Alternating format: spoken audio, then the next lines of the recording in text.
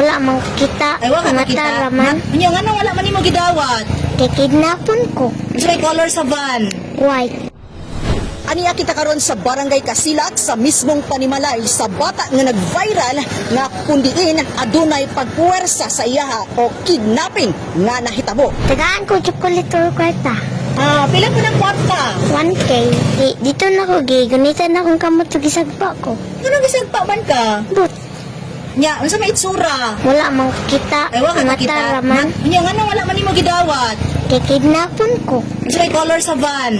White. Yung sa man imong ingong sa ilaha, nidagan ka wala. Ang dagan. Asa ka padulong. Ito Sa mga kabalaka sa katauhan sa Panabo, kabahin sa pipila ka post nga babasa sa social media, kabahin sa mga gidudahang kidnapping sa syudad.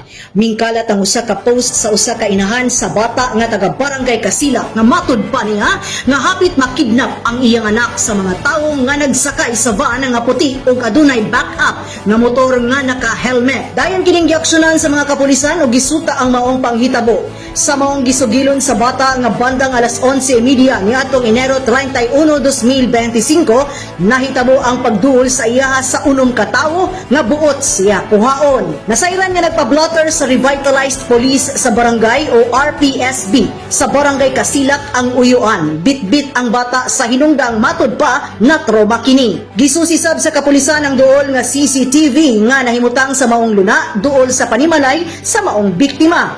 Apan sa pagsusi, walay nakita nga dakong van nga puti og Mio nga motor nga milabay sa maong adlaw og oras sa panghitabo og wala usab bisan usa ka witness sa maong komosyon. Giendorso na sa kapulisan ang bata sa City Social Welfare and Development Office alang sa counseling sa biktima. Bisan pa man sa nasayran, nagpahimangno ang kapulisan kung adunay maaktuhan nga gidudahang pagkidnap o bisan unsang emerhensya, i-report dayon kini sa buhatan sa Philippine National Police Panabo Police Station. Dugang pa, gipahinumduman usab sa mga personahe sa PNP Panabo nga dili magpakatag og mutuo og mga impormasyon nga makahatag og alarma sa publiko. Ilabi na kung kini dili kumpirmado. Sa kasamtangan, walay natala nga kaso nga kidnapping sa syudad. Gawas niini, nagpahigayon og information drive ang kapulisan kabahin sa anti-kidnapping ilabi na sa mga kabataan aron sa paghatag og lakang